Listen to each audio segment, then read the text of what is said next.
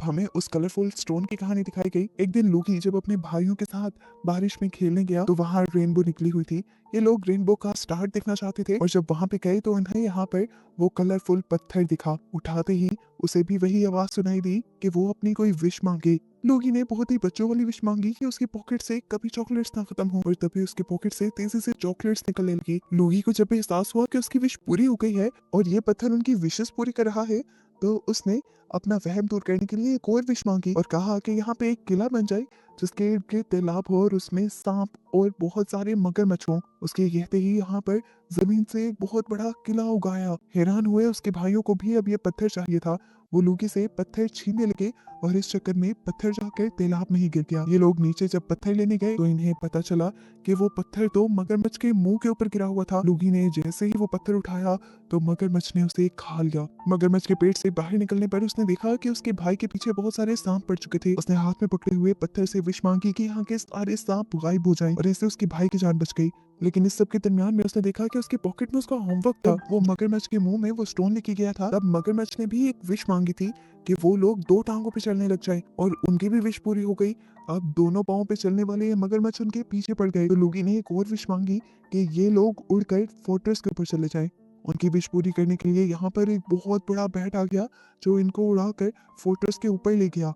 लेकिन मगरमच्छ भी इनके ऊपर चढ़ने लगे। ऊपर से वो बड़ा सा चमगादड़ जो इनकी मदद करने के लिए आया था उसने भी अपनी सारी गंदगी लूगी के ऊपर डाल दी और वो बुरी तरह उकता गया और उसने अब विश मांगी कि बस वो लोग घर चले जाएं। उनके विश मांगते ही ये लोग घर तो पहुंच गए लेकिन अब इन्हें समझ आ गई थी कि ये लोग सही विशेष नहीं मांग रहे। इन्हें एहसास हुआ कि विश मांगने के लिए भी अकल की जरूरत होती है। तो लूगी ने विश मांगी कि उनका एक भाई ज़हीन हो जाए। लेकिन यहाँ विश इनकी ये भी उल्टी पड़ गई। लूगी का भाई या लूगी ज़हीन होने के बजाय उनकी छोटी सी वॉकर में बैठी हुई बहन ज़हीन हो गई। उसके पास टेलीकाइनेसिस पावर आ गई। अपने दिमाग से चीजों और लोगों को कंट्रोल करने की पावर आ गई और वो अब अपनी बातें इन तीनों के दिमाग में डालने लगी। अब जब इनकी सारी विशेष उल्टी जा रही थी तो इन तीनों को गुस्सा आ गया। लूगी का भाई उस पत्थर को लेकर बाहर गया और उसने विश मांगी यहाँ पर एक बहुत बड़ा गुलेल आ जाए और उस गुलेल में रखकर उन्होंने पत्थर यहाँ से बहुत दूर फेंक दिया जहाँ से अगले दिन वो पत्थर टॉय को मिला था। फिर सीन दोबारा प्रेजेंट में आते हैं और हम देखते हैं कि टॉय की सिस्टर टॉय की क्लास फेलो नोस को पढ़ाने के लिए उसके घर आई है। टॉय के डैड एक साइंटिस्ट हैं और वो अपने घर में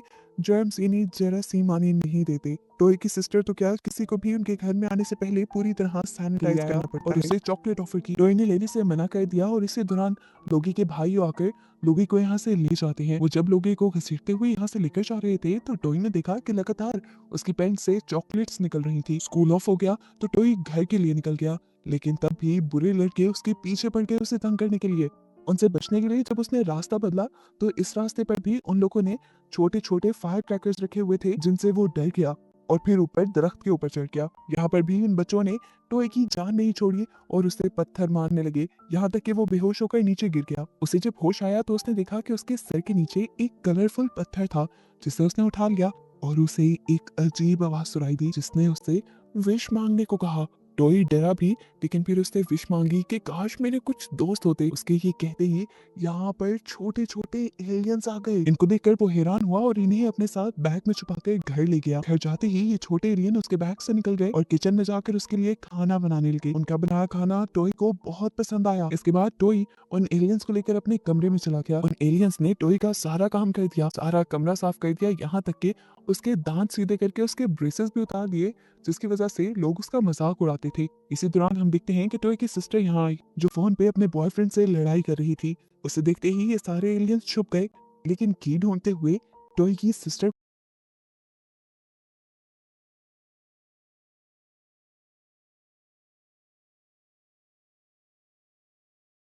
को मिल गया उसका वही कलरफुल पत्थर जो उसकी विशेष पूरी कर रहा था। टॉय की सिस्टर ने जैसे ही उस पत्थर को पकड़ा तो वहां से उसके बॉयफ्रेंड ने उसे कुछ गलत बात कह दी और उस लड़की ने उसे आंसर किया, अरे तुम बड़े भी हो जाओ। ये कहते ही उसे फोन के दूसरी तरफ से अजीब आवाजें आने लगी जिसको उसने इग्नोर कर दिया और वो पत्थर वही फेंक कर चली गई। अगले दिन टॉय अपने एलियन फ्रेंड्स की मदद से उड़ते हुए स्कूल गया और एलियंस को बैग में छुप जाने को कहा लेकिन बैग में छुपने के बावजूद भी वो बहुत शरारतें कर रहे थे। उन्होंने टॉय के बैग के अंदर म्यूजिक प्ले कर दिया जिसकी वजह से टीचर से भी उसे डांट पड़ी और जब उसने अपना ब्लैक बॉक्स निकालने की कोशिश की तो पहले तो एलियंस ने उसे छोड़ा नहीं और जब उसने जोर से खींचा तो उसका ब्लैक बॉक्स जाकर हेलबेटिका के सर पे लग गया। ऐसे हेलबेटिका को गुस्सा आ गया और उसने बदला लेने के लिए एक्वेरियम से टॉय की फिश खाने का फैसला किया।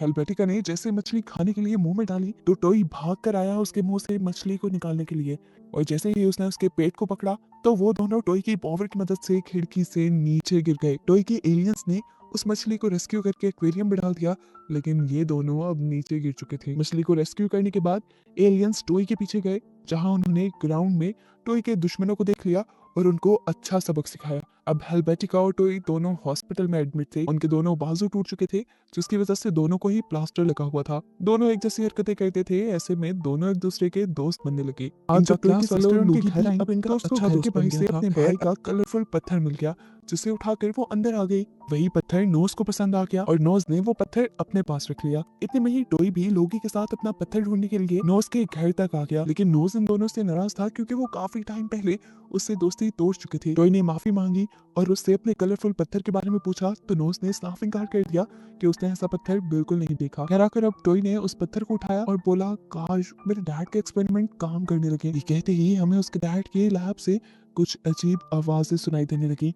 अभी थोड़ी देर पहले नोज अपना नाक साफ करके उनकी लैब में फेंक आया था, और उसके डैड के कल्चर एक्सपेरिमेंट की वजह से वो नोज अब बड़ा होता होता एक मॉन्स्टर में बदल गया।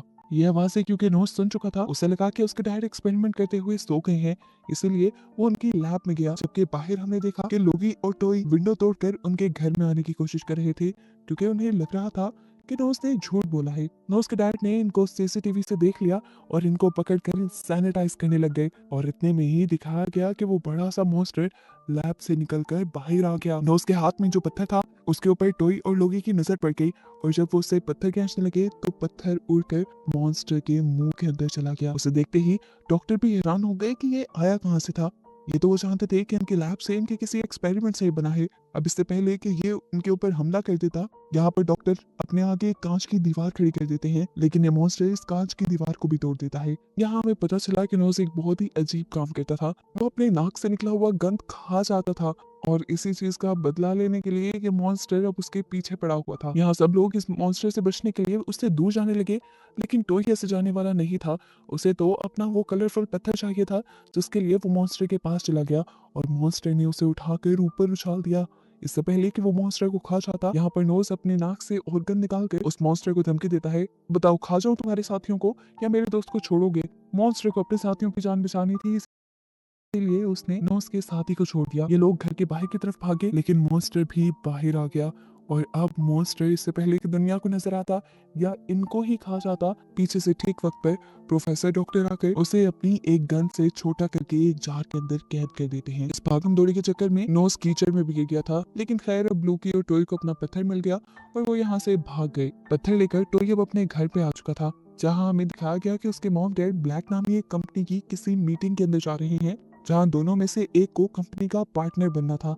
गिनी कंपनी में इन दोनों की पोजीशंस डिफरेंट थी और ये एक दूसरे के राइवल्स थे। जहाँ इससे पहले टॉय की मॉम टॉय को देखने के लिए आती है, जहाँ अचानक ही टॉय के ब्लैक बॉक्स के ऊपर उसकी फ्रेंड का मैसेज आ जाता है, जिसे क्यूरियोसिटी में जब उसकी मॉम देखने लगती है तो टॉय की भी आंख खुल जाती है। टॉय की मॉम गड़बड़ा कर नीचे झुककर ऐसे एक्टिंग करती है जैसे उनकी लिपस्टिक गिर गई हो, लेकिन उन्होंने यहाँ से अब कुछ उठाना भी था, तो बेध्यानी में उन्होंने टॉय का कलरफुल पत्थर उठा लिया और वो लोग अब पार्टी में भी चले गए। पार्टी में जाकर टॉय की मॉम ने अपने हस्बैंड से कहा कि काश हम दोनों एक दूसरे के करीब आ जाए। ये कहते ही पत्थर ने उनकी विश पूरी कर दी और वो दोनों एक दूसरे में मर्ज हो गए। अपने आप को इस तरह देखकर ये दोनों शर्मिंदा हो गए और पार्टी में छुप छुप कर फिरने लगे, और इस सारी हड़बड़ी में टॉय की मॉम का पर्स वहाँ स्टेयर्स में ही गिर गया और मिल गया हेल्वेटिका को, जो कि टॉय की क्लास फेलो थी और टॉय के मॉम डैड के बॉस की बेटी थी। इससे पहले कि वो इस पत्थर को कुछ करती, पीछे से टॉय आ गया और उसने हेल्वेटिका का ध्यान भटकाते हुए उससे अपनी मॉम का पर्स लेना चाहा, लेकिन हेल्वेटिका ने वो पर्स ही उसके सर पे मार दिया। इस वजह से उसके डैड ने भी आकर उसे डांटा और हेल्वेटिका अपने दोस्त को यानी टॉय को लेकर किचन में चली गई और उससे पूछने लगी, आखिर तुम हमारी पार्टी में कर क्या रहे हो। टॉय ने बताया कि मैं सिर्फ अपनी मॉम का पर्स लेने आया था। ये कहते ही उसने वहां से वो पत्थर उठा लिया, लेकिन हेल्वेटिका ने उसे पकड़ लिया क्योंकि वो तो उसे तंग करना चाहती थी। उसने उसके हाथ में मौजूद पत्थर को भी ले लिया और ये लेते ही गुस्से में टॉय ने कहा, इधर दो मेरा जादुई पत्थर। उसकी ये बात कहते ही हेल्वेटिका के दिमाग में खिचड़ी पकने लगी। वो भी अब इस पत्थर की सच्चाई जान गई थी। उसने टॉय से पूछा, सच सच बताओ कैसे ये पत्थर काम करता है। इससे पहले कि टोई उसे कुछ बताता, हेल्वेटिका के भाई आकर टोई को उठाकर हमेशा की तरह डस्टबिन में डाल देते हैं और ये देखते हुए हेल्वेटिका कहती है, क्या फजूल है मेरा भाई, काश ये एक बीटल होता। उसके कहते ही उसका भाई बीटल में बदल जाता है। बाहर टोई के मॉम डैड जो ये सब अपनी आंखों से देख रहे थे, वो भी समझ गए कि असल में उन दोनों के साथ जो कुछ भी हुआ वो भी इसी पत्थर का कमाल था।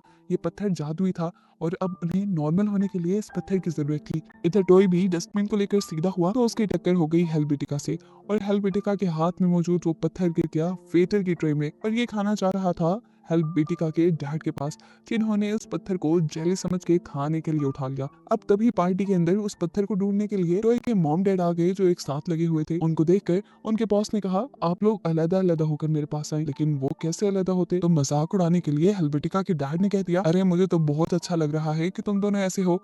मैं तो चाहता हूँ कि हमेशा आपस में सारे दुश्मन इकट्ठे रहें और लड़ते रहें।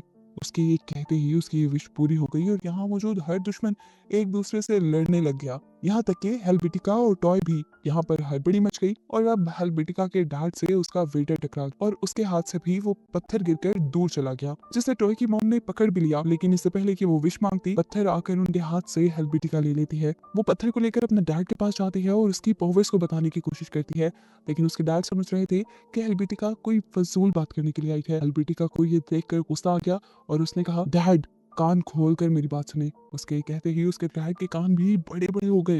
ये देखकर हेल्वेटिका को बहुत मजा आया और उसने अपने डैड को कुछ नहीं बताया, बल्कि खुद ही इस पत्थर से अपने प्लास्टर खोलने की विश मांगी और फिर एक हैवी बाइक मांगकर यहाँ से भाग गई। उसके पीछे अब टॉय के मॉम डैड भी साइकिल लेकर भागे, क्योंकि उन्हें तो बस वो पत्थर चाहिए था जिससे वो नॉर्मल हो जाते। थोड़ी दूर जाने पर हेल्वेटिका से उसका बाइक कंट्रोल नहीं हो पाया और उसका एक्सीडेंट होकर वो एक डस्टबिन में गिर गई। उसके हाथ से पत्थर गिरा और रोल होते हुए दोबारा उसके बंगलों में आ गया और लग गया उसके डैड के हाथ। जैसे ही उसके डैड के हाथ में पत्थर लगा तो बहुत से लोग उस पत्थर को लेने के लिए हेल्वेटिका के डैड के पीछे पड़ गए और मौके का फायदा उठाते हुए आगे से आकर टोई ने उसके हाथ से वो पत्थर खींच लिया। सब कुछ नॉर्मल करने की विश मांगी। सब कुछ नॉर्मल करते ही यहाँ पर सभी दुश्मन भी एक दूसरे से दूर हो गए, उसके मॉम डैड भी अलग हो गए और बीटल बना हेल्वेटिका का भाई भी नॉर्मल हो गया। अब ये पत्थर किसी और के हाथ ना लग जाता, इसीलिए टॉय ने इस पत्थर को दूर फेंक दिया था, जहां अब सुबह टॉय अपने दोस्त के साथ उस पत्थर को लेने के लिए आया था। और वो सारा सीन तो अब हम देख चुके हैं। फाइनली नोज के घर से ये लोग पत्थर लेकर बाहर निकल ही रहे थे कि उनके सामने दोबारा हेल्वेटिका आ गई, वो भी अपने डैड की पूरी टीम के साथ, क्योंकि अब उसके डैड को वो जादुई पत्थर चाहिए था। हेल्वेटिका के पत्थर लेने से पहले टॉय ने अपने प्लास्टर उतारने की विश मांग ली थी इस पत्थर से। इससे पहले कि पत्थर हेल्वेटिका के डैड ले लेते, नोज जल्दी से आकर हेल्वेटिका के हाथ से वो पत्थर खींच लेता है और उड़ने की विश मांगता है। उसके विश मांगते ही वो एक कबूतर बन गया। उससे उस पत्थर का वजन सहा नहीं गया और पत्थर दोबारा नीचे गिर गया। अब ये पत्थर लग गया लोकी के भाई के हाथ, जिसने ये विश मांगी कि काश मेरे हाथ बहुत ज्यादा लंबे हो जाएं। उसकी ये भी विश पूरी हुई, लेकिन हेल्वेटिका बहुत ज़हीन थी। उसने दूसरे फ्लोर पर जाकर उसके हाथ से वो पत्थर ले लिया। भागने से पहले उसने इनविजिबल होने की विश मांग ली थी। अब सबको हेल्वेटिका नजर नहीं आ रही थी, लेकिन उसके हाथ में मौजूद पत्थर नजर आ रहा था और सभी उस पत्थर के पीछे भागने लगे। अब वो बच्चा जिसने लंबे हाथ किए हुए थे, उसने दोबारा अपने लंबे हाथों का इस्तेमाल किया और हेल्वेटिका के हाथ से फाइनली उसका पत्थर ले ही लिया। ये देखते हुए हेल्वेटिका ने उसके करीब आकर उसे जोरदार पंच मारा और ऐसे उसके हाथ से पत्थर दोबारा छूट गया और लग गया हेल्वेटिका के डैड के हाथ। उस पत्थर को हाथ में लेते ही हेल्वेटिका के डैड को लगा कि वो अब सबसे ज्यादा पावरफुल हो चुके हैं, इसलिए उन्होंने अपनी कंपनी के सभी एम्प्लॉयज को निकाल दिया, क्योंकि वो अब अपना हर काम इस पत्थर के जरिए करने वाले थे। इसके बाद उन्होंने बहुत सारे पैसे की विश मांगी, जिस पैसे के पहाड़ के ऊपर वो चढ़ते रहे और बहुत ऊपर चले गए। ये देखकर हेल्वेटिका और उसके सारे साथी समझ गए कि इंसानों का लालच इस तरह खत्म नहीं होगा। तब जहन लड़ाते हुए हेल्वेटिका ने अपने डैड से कहा, डैड अपना ये सारा पैसा आप बैंक में ट्रांसफर कर दे। उसके डैड को उसका ये आइडिया पसंद आया। उन्होंने जैसे ही सारे पैसे बैंक में ट्रांसफर किए तो पैसों का पहाड़ नीचे से गिरने लगा। वो भी नीचे गिर जाते, लेकिन बिल्डिंग से लटक कर उन्होंने अपनी जान बचाई। उनके हाथ में मौजूद ये पत्थर नीचे गिरकर उनके सिक्योरिटी गार्ड के हाथ लग गया। अब इससे पहले कि सिक्योरिटी गार्ड कोई विश मांग लेता, हेल्वेटिका फौरन उस पत्थर को टच करके कहती है कि ये सिक्योरिटी गार्ड एक सॉसेज बन जाए। सॉसेज बने इस इंसान को देखकर अभी सारे हैरान ही थे कि अचानक एक बिल्डिंग से भी बड़ा इंसान यहाँ पर आ गया। ये असल में टॉय की सिस्टर का बॉयफ्रेंड था, जिसे उस दिन उसने कह दिया था कि तुम बड़े हो जाओ, और उसकी विश पर उसका बॉयफ्रेंड बहुत बड़ा हो गया था। वो अब हेल्वेटिका के डैड को नीचे भी उतार देता है और नीचे उतरते ही दोबारा हेल्वेटिका के डैड ने उस पत्थर को उठा लिया और विश मांगी कि वो सबसे ज्यादा पावरफुल बन जाए, और देखते ही देखते वो एक ब्लैक बॉक्स में बदल गया। ये वही ब्लैक बॉक्स था जो हेल्वेटिका के डैड की कंपनी बनाया करती थी, ये ब्लैक बॉक्स दुनिया के सारे काम कर सकता था और अब वो एक बहुत बड़ा रोबोट बन चुका था। हेल्वेटिका और बच्चे जानते थे कि हेल्वेटिका के डैड यहाँ पर तबाही मचा देंगे, इसलिए हेल्वेटिका अपने डैड का मुकाबला करने के लिए उस पत्थर को पकड़ते हुए एक बहुत बड़ी सी बी बन गई और उसका भाई एक बहुत बड़ा सा बीटल बन गया। ये दोनों जब अपने डैड से लड़ रहे थे तो तब टोई और लोगी भी पीछे नहीं रहे। टोई ने अपने एलियन दोस्तों को बुलाया और लोगी ने अपनी मगरमच्छ की फौज को बुला लिया। उस रोबोट के ऊपर इतने सारे हमले एक साथ होने लगे, फिर भी वो ज्यादा ताकतवर रहा। उसने मगरमच्छ को भी एक हाथ मारते हुए दूर फेंक दिया और वो लोगी की सिस्टर के ऊपर गिरने ही वाला था, लेकिन लोगी की सिस्टर ने अपनी टेलीकाइनेसिस पावर का यूज करते हुए उसे हवा में ही रोक दिया। बच्चे ये देखकर परेशान हो गई थी कि किस तरह इंसानों की लालच ने यहाँ इस जादुई पत्थर के जरिए कितना बुरा हाल कर दिया था। उसे समझ में आई कि यहाँ पर सब कुछ पहले की तरह नॉर्मल होना चाहिए, इसलिए उसने चुटकी बचाई और अपनी दिमाग के पावर्स का इस्तेमाल करते हुए सब नॉर्मल कर दिया। फिर उसके जहन में आया कि इस मैजिकल पत्थर को ही यहाँ से डिस्ट्रॉय कर देना चाहिए ताकि कोई कभी इसके लालच में ना आए। उसने ये बात सबके दिलों में डाल दी और सब भी इस बात के लिए मान गए, जिसके बाद उसने अपनी पावर्स से इस पत्थर को डिस्ट्रॉय कर दिया। यहाँ पे एक बड़ा सा ब्लैक बादल बना और वो पत्थर डिस्ट्रॉय हो गया और ऐसे सभी लोग इस पत्थर के लालच से आजाद हो गए, जिसे दिखाते हुए ये कहानी यहाँ खत्म हो गई।